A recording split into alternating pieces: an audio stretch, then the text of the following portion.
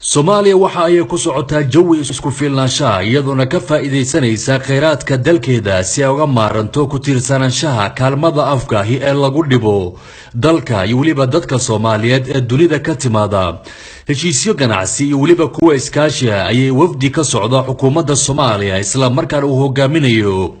ra'iisul wasaare ku-xigeenka dalka waxa ay la galeen dhigooda Turkiga ra'iisul wasaare ku-xigeenka Soomaaliya mudane Mahdi Maxamed Guuleed Qadar ayaa kulamo gaargaar ah waxa uu la qaatay wasiirada ganacsiga iyo waliba kan dhaqaalaha ee wadanka Turkiga iyagoona wax badan isla meel dhigay wasiirka ganacsiga iyo dhaqaalaha jamhuuriyadda Turkiga ayaa waxa uu sheegay inay doonayaan in Soomaaliya ay gaarto isku filnaansho wuxuuna intaasi ku daray in Soomaaliya wax badan ay ka faa'iideyso heshiisyadan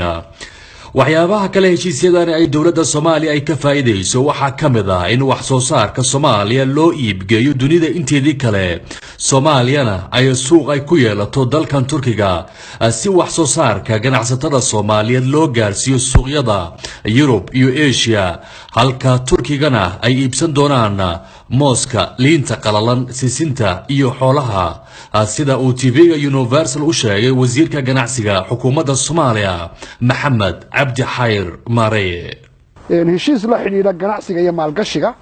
oo guud ahaan dhinacyo badan taabanaya sida warshadaynta dalka isku xirka ganacsatada labada wadan tayeynta waxyaalaha la dhoofiyo ee Soomaaliya la dhoofiyo kobcinta ganacsiga yaryar ee Soomaaliya cilmi baarista sayniska iyo tiknoolajiyada horumarinta waxyaalaha laga soo saaro Soomaaliya sida beeraha xoolaha iyo kalluunka dalxiiska iyo waxbarashada labada dawladood heshiisyada ay saxiixdeen intaas oo dhan koobaya waxay ku heshiiyeen in sida ugu dhaqsaha badan loo bilaabo Soomaaliya oo dhanna laga hirgeliyo meel kasta oo Soomaaliya kamida oo nabada oo ay ganacsatada tagi karaan dawladda Turkiga oo la doonayo inay la mataanoobaan ama la shaqeeyaan ganacsatada Soomaaliyeed bangiyada Turkiga iyo bangiyada Soomaaliyeed ayaa lagu heshiiyey runtii waxa farxad noo ah in aanu ku heshiinay in dawladda Turkigu ay qaadato waxyaalaha Soomaaliya laga soo saaro ay ugu horeyso mooska iyo liinta la qalajiyay iyo sisinta iyo kalluunka iyo waxyaalaha xoolaha ka soo baxa oo daraasad lagu sameyn doono Soomaaliya waxa ay haysataa kheyraad badan haddana waa ay ka gaajeysan tahay xoolaha nool kalluumaysiga iyo beeraha waa udub dhaxaadka Soomaaliya badda ugu dheer Afrika laba wabi dhul wax soo saar leh iyo waliba xoolaha oo nooc walba leh ay caan ku tahay Soomaaliya waana wax ay kaga duwan tahay dalalka kale ee dunida gaar ahaan Afrikada madow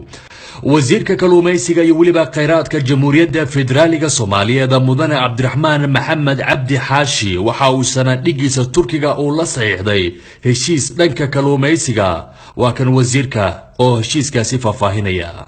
waa mahadsantahay heshiiskan aan maanta oo meelo heshiis guud oo guud ahaan heshiis sameeyaan laakiin heshiis la yiraahdo isfahamka ama afka Ingiriisiga lagu yiraahdo memorandum of understanding wuxuu ahaa sidii ay guud ahaan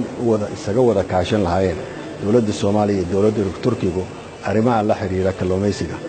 marka heshiisku wuxuu ahaa in meelo badan oo wadankeena saad ula socotid badda Ilaahayna siiyo inagu maneystay dadka Soomaaliyeed wax manaafacaad ay naga soo galaan hadda marka waxaan qorshaheedii bilaabanaa sidii badda weyn ay Soomaaliya ee dhaqaalaheeda iyo dadka Soomaaliyeed oo shaqo raba inay abuuraan shaqo loo abuuro in aan door weyn ka ciyaarno dawladda Turkigu waa wadan jecel in uu Soomaaliya dhismaheeda ka qayb galo marka guud ahaan arrimahaas aan ka wada hadlaynay iyadoo guud ah oo wax gaar ah aan ka hadlaynay dalka Soomaaliya waa laga hiilay oo caalamka waxa ay Soomaaliya ay ka inasaabeen in qiraadkooda aysan la soo bixi karin balse dhibaato badan kadib Soomaaliya waxay heshay walaan u faa'iideeya kana faa'iideystaan waana Turkiga iyaduna dawladda Turkiga ay doonayso in Soomaaliya ay ka gudubto kaalmada caalamka iyaduna ka faa'iideysanaysa kheyraadka barigeeda iyo waliba badeeda dhaxyaal heshiisyadii kale uu maanta uu saxiixay ra'iisul wasaare ku-xigeenka jamhuuriyadda federaaliga Soomaaliyeed mudane Mahdi Maxamed Guuleed Qadar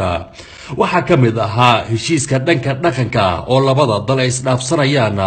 sida uu ii xaqiijiyey ambaasadoorka Soomaaliya ee waddankan Turkiga ambaasador Jaamac Ciidiid. maanta waxaa la saxay oo kale heshiiska isweydaarsiga dhaqanka oo isaguna runtii Soomaaliya iyo Turkiga waa muhiimad gaar ah u leh maadaama laba wadan oo muslim ah oo isku dhaqan ah oo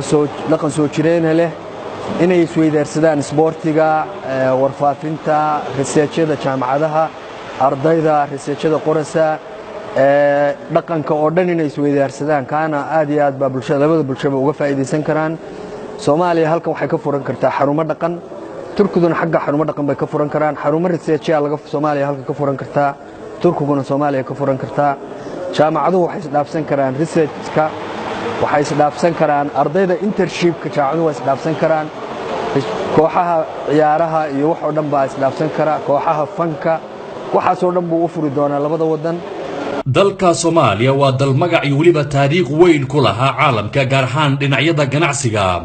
iyadoona sadaqada ay iska soo aruurin jireen iyo waliba kaalmada ummadda Soomaaliyeed deeq ahaan loo siin jiray dalka Saudi Arabia sidoo kale dalalkii Soomaaliya kheyraadkeeda ay ugu deeqi jirtay waxa ka mid ahaa dalka Imaaraadka Carabta.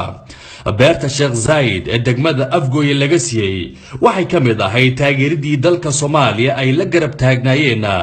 dalka Imaaraadka Carabta xiliyadii u xumaa ee shacabka Imaaraadku ay dhibaato badan ku haysatay dalkooda. Salman Jamal Saeed TV caalamiga Universal magaalada Ankara.